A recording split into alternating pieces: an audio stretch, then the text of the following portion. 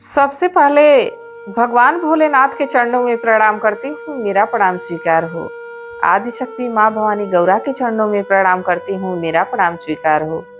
सभी देवी देवताओं के चरणों में प्रणाम करती हूँ, मेरा प्रणाम स्वीकार हो। आप सभी गुरु भाई गुरु बहनों के चरणों में प्रणाम करती हूँ, मेरा प्रणाम स्वीकार हो। गुरु भाई गुरु बहनों, आप लोगों के साथ से, आप लोगों के सपोर्ट से महादेव की कथा और शिव शिष्यों तक पहुंचती है। तो आप लोगों से यही निवेदन है कि आप लोग कथा को ज़्यादा से ज़्यादा शेयर करिए ताकि महादेव की कथा और शिव शिष्यों तक पहुंच सके। अगर जो आप लोग चैनल पे नए तो सब्सक्राइब कर लीजिए ताकि जो भी वीडियो पड़े, जो भी कथा पड़े, वो आप लोगों तक आसानी से पहुंच जाए। कमेंट में महादेव का नाम जरूर लिखिए। महादेव का नाम लिखने से, बोलने से सारे कष्ट दूर हो जाते हैं, सारी परेशानी दूर हो जाती है। तो भगवान का नाम जरूर लिखिए। देखिए, ये जो हमारा जीवन है, हमारी भाग्य है, ये भाग्य के देवता जन्म लेते समय ही लिख देते हैं कि इसको इस पृथ्वी पे जाके करना क्या है, इसके भाग्य में लिखा क्या है।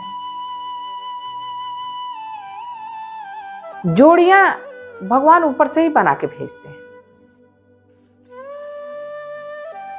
बाकी कुछ कुछ लोग अहंकार बस, जब उनके अंदर अहम आ जाता है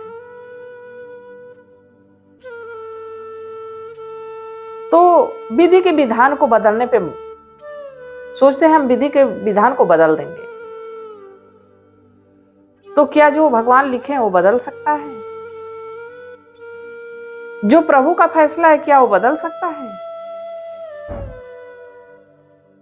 इसी पे आधारित एक कथा है, कथा को अंत तक सुनिएगा। कथा बड़ी ही सुंदर। एक राज्य में राजा थे। राजा बड़े संपन्न, बड़े कुशल राजा थे। वो बड़े स्वभाव उनका जो था बड़ा ही उदंड विचार का था, अहंकारी थे। उनका यह मानना था कि हमारे बिना हमारे प्रजा का काम ही नहीं चल सकता। हम सब प्रजा पे अत्याचार करना, प्रजा को हमेशा सताना, कर वसूलना, लगान वसूलना समय से पहले ही करते थे। प्रजा वाले बड़े परेशान रहते थे। बाकी जब राजा ही परेशान करे तो प्रजा कर ही क्या सकती है। प्रजा राजा को बड़ा ही खराब व्यक्ति समझती थी। बाकी उनके बस में कुछ नहीं था। धीरे धीरे समय बीतता रहा। एक बार उनके राजमहल में एक कन्या पैदा हुई। राजा को एक संतान की प्राप्ति हुई, कन्या हुई। राजा रानी तो दोनों प्रसन्न थे कि चलो लक्ष्मी आई है। बाकी राजा बड़े अहंकारी थे। ज्योतिषी जी को बुलाए, क्या इसकी भाग्य देखिए, इसके भाग्य में लिखा क्या है, कहीं इसके भाग्य की वजह से कोई हमारे पे विपत्ति तो नहीं आने वाली। ज्योतिषी जी आए। ज्योतिषी जी कैसे कहते कि इसके भाग्य में क्या लिखा है।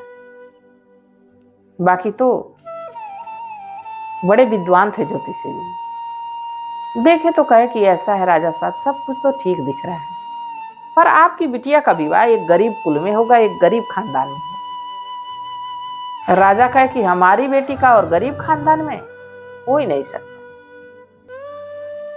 एक राजा की बेटी का गरीब खानदान में कैसे विवाह होगा।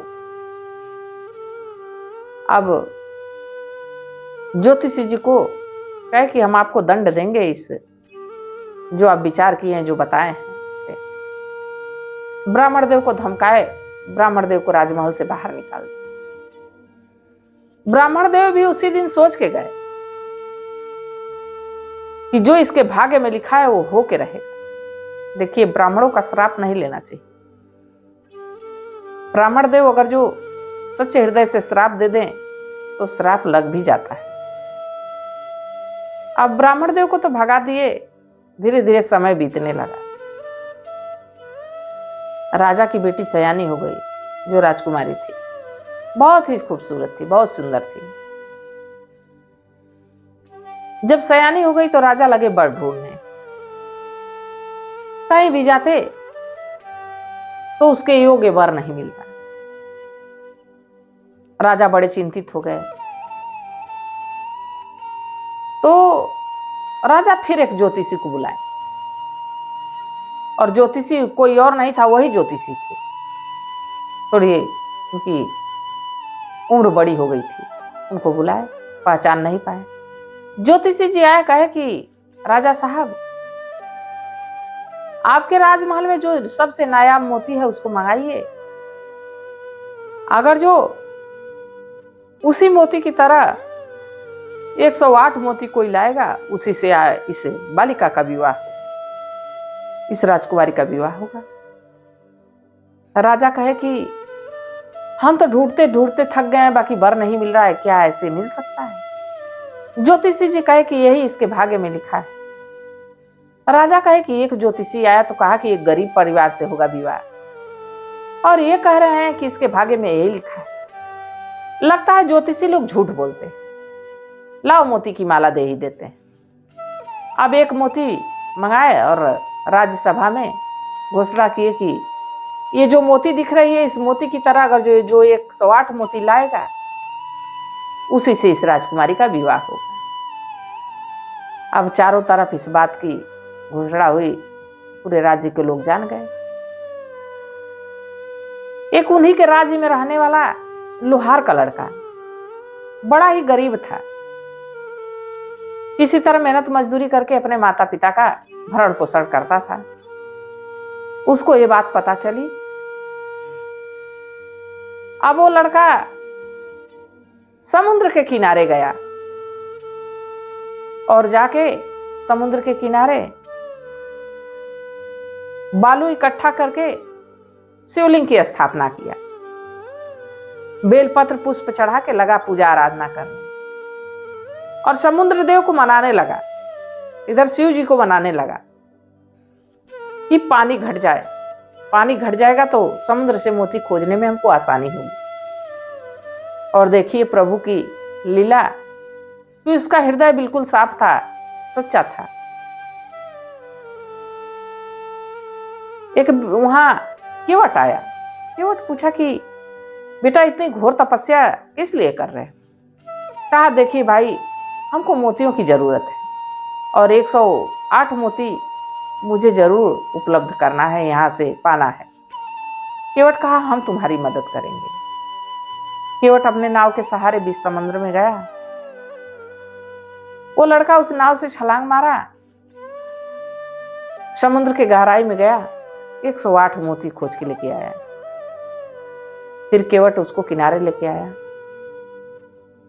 जब वो लड़का 108 मोती लेके राजमहल पहुंचा, तो उस लड़के की जय जयकार होने लगी कि राजा के राजमहल की तरह लड़का मोती लेके आया है।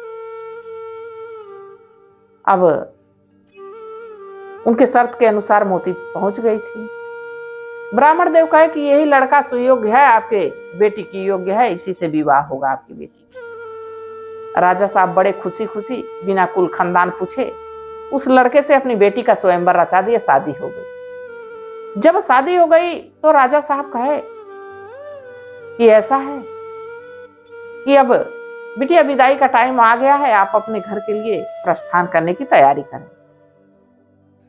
तब वो लड़का कहा कि आपकी बेटी राजकुमारी, हम कहाँ एक टूटी फूटी झोपड़ी में रहने वाले आपकी राजकुमारी को ले जाके हम किस झोपड़ी में रखेंगे, कहाँ रखेंगे, कैसे वो रहेंगी?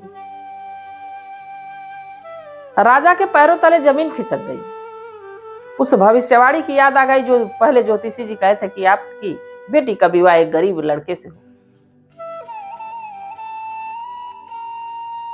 वो अपने किए पर बहुत पछताए कि हम लाख किए चतुराई, पर विधि का लेख मिट न जाए। हमने तो लाख बुद्धि लगाई, पर प्रभु जो किस्मत में लिख दिए, जो किस्मत में ठोक दिए हैं, वो मिटने वाला नहीं। तो कभी कभी अहंकार बस कुछ ऐसा फैसला नहीं कर लेना चाहिए जिससे आपको बाद में पछताना पड़े। अहंकार तो रावण को ले डूबा। अहंकार अच्छे अच्छे राजाओं को ले डूबा। जहां अहंकार हो जाता है, जहां हम हो जाता है, वहां व्यक्ति का विनाश शुरू हो जाता है।